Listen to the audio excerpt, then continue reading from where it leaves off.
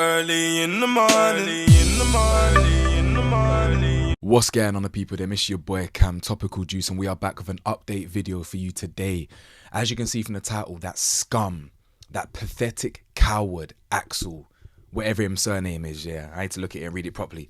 Well, I don't give a shit what his name is, yeah. Axel, the coward who took the lives of 3 innocent children and attempted to take the lives of 10 more, plus an adult and people trying to protect the kids. He's actually been sentenced to 52 years in prison. What a fucking joke. Genuinely, what a joke. This is why people laugh at the UK justice system. In America, yeah, 16-year-olds, 17-year-olds, they'll go and do a gang hit and get 50 years minimum. If someone in America did this, a 17-year-old who turned 18 9 days later, if they had done a mass stabbing or a mass shooting, killed 3 people and injured 10 others, they are not coming out, bro.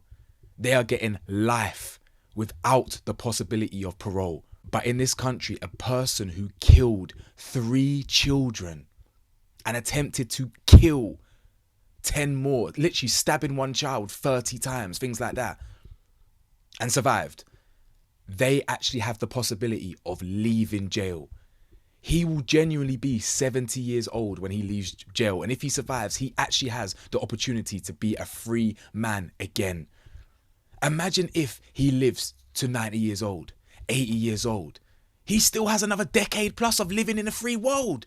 It's truly mind-boggling, absolutely pathetic that this country is. But yeah, man, let's just get straight into this video. It's not going to be a long one, just a quick update video. So yeah, like the video, let's push it out to the wider community. Press that subscribe button if you're new, bell to be notified, and tomorrow's Patreon video is all about exposing the heinous crimes of the Rothschilds. So yeah, so as you can see on your screen, this is the picture of the cowardly little tramp they call Axel Rudakubana, a pathetic imbecile, coward, to target children, little girls. Do you know how embarrassingly just horrific that is? It says Rudakubana, 18, stabbed and killed the girls aged between 6 and 9 years old with a 20-centimeter long kitchen knife as he ambushed a Taylor Swift themed dance class in Southport, Merseyside. Wearing a surgical face mask while armed with the blade, the then 17-year-old travelled 5 miles from his home to the studio where he killed Alice Da Silva, Bebe King, and Elsie Stancombe. As the trial was set to begin at Liverpool Crown Court on Monday, the teenager pled guilty to the murder of the 3 children, as well as the attempted murder of 8 others. Okay, I was wrong. It wasn't 10, it was 8 others. The coward actually travelled specifically to a Taylor Swift themed dance class. What could possess someone to do that? Not random in terms of not like blowing up, not like the train bombings or whatnot, not like driving cars into a crowd, which are obviously both extremely ridiculously awful. I can't believe people actually do this shit. But this was a pre-planned, premeditated attack on specifically young female children. So I'm going to summarize the court proceedings here. It says Axel Rudakubana has been sentenced to a minimum of 52 years in jail for the murder of 3 girls at a dance class and the attempted murder of 10 other people. Oh no, it was 10. It was just 8 other children and 2 other adults. The judge said it's highly unlikely he will ever be released. Oh, shut up, man. Footage of Rudakubana's taxi journey in July to the scene of the attacks has been released, and that's what I showed at the start of this video. Earlier, the court heard harrowing details of the attack, including how an instructor told the children to run away and how a local man was injured as he tried to help. The dance instructor, Leanne Lucas, was stabbed 5 times. In a statement in court, she told the victims, "I'm surviving for you." While in custody after the attacks, Rudakubana said, "I don't care, I'm feeling neutral. Literally, such a good thing those kids are dead." And to go into more detail, this is exactly what he said. The leading prosecution against Axel told the court about remarks that he said to police after being brought into custody. He said, "It's a good thing those children are dead. I'm so glad, so happy. I don't care, I'm feeling neutral. Literally, such a good thing those kids are dead. 6 years old, so happy. 6 years old, it's a good thing they are dead, yeah." Truly, truly pathetic.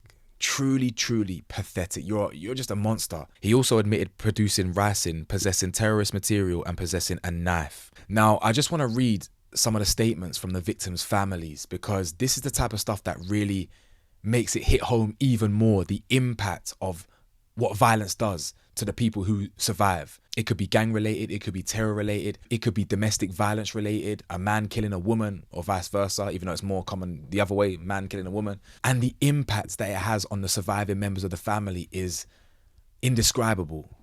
So I'm going to read some statements. So the family of Alice De Silva, they describe how in a matter of minutes, their worlds were shattered and turned upside down by the devastating attack on their Alice. A pin drop that changed our lives forever, they said. Everything stopped still and we froze in time and space. Our life went with her. He took us too. They said their daughter was always a very kind girl who valued equality and fairness at the core, and a world of possibilities awaited her. We were so lucky and privileged to have her.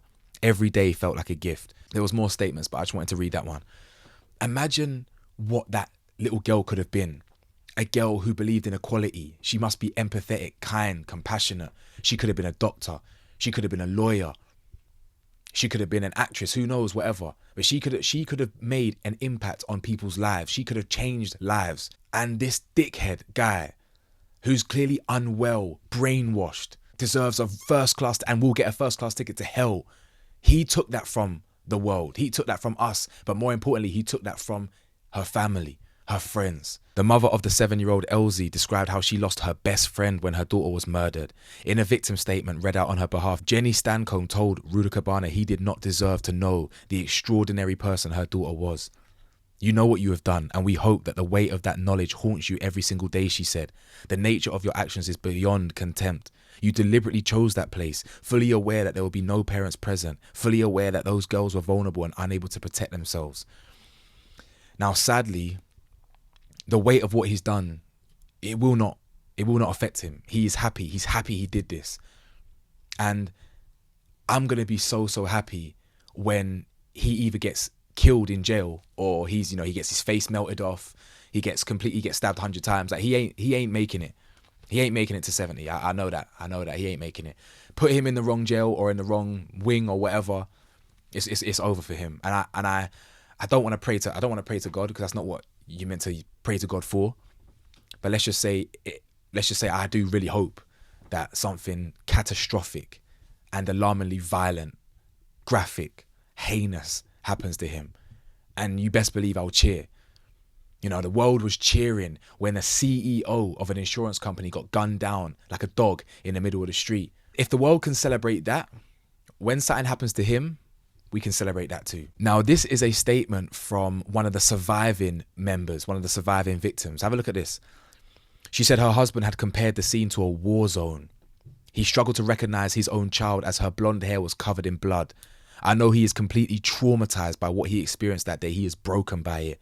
Their daughter was stabbed 30 times and was airlifted to hospital. We begged the doctors to save our baby girl and then sat helpless in a room waiting for over 7 hours whilst she had life-saving surgery on multiple stab wounds. She was in ICU for 4 days and had a second 6-hour surgery the second day to try and save the use of her arms, hands and fingers. Her hair was so matted with blood, I tried to brush it. The stench of dried blood in her hair will haunt me forever. I will never forget that smell. She said her daughter had permanent, horrific scars on her body that she will have for the rest of her life. She tells me I don't know who I am anymore.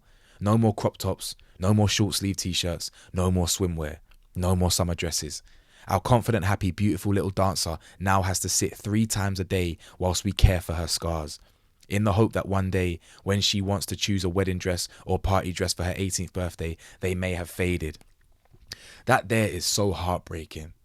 A confident young girl will now be, obviously the PTSD from the violence will never leave her. The PTSD from what her parents had to endure, her dad seeing that, her brushing the dry blood off her hair, that ain't ever going to leave someone. And you take that innocence from someone for what? Now, this last one I want to read is equally as, it's just no child should ever say what this kid had to say. So Child C, their statement included comments from the girl who was 9 years old at the time, who said, "It has been very hard to deal with what happened to me at Heartspace.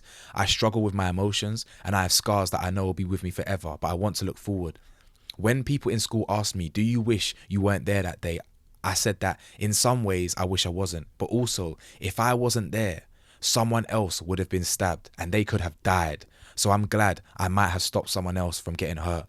Her family said these are not the words that any little girl who just liked yoga and making bracelets should ever say. Her words both horrify us and make us immeasurably proud. I'm so proud of that little girl, man. So proud. What a heroic thing to say. But no 9-year-old girl who likes making bracelets and going to yoga should ever have to say those words. Do you understand?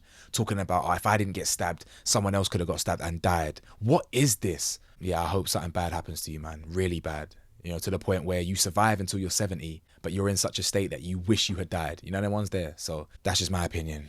But rest in peace to all 3 of those girls. My prayers go out to those victims, the victims who survived, the family, the friends. I remember the day that I spoke about this 5 months ago. Like, I just can't believe the fact of the matter is the fact that he can actually walk out of jail at some point after taking the lives of 3 little innocent girls and attempting to murder 10 other people it's just laughable, man. It's truly laughable. This country's a fucking joke, and it always will be. Let me know your thoughts, man. Like, comment, subscribe, and I'll see you lot in the next video. Stay safe, stay blessed, stay vigilant. Peace.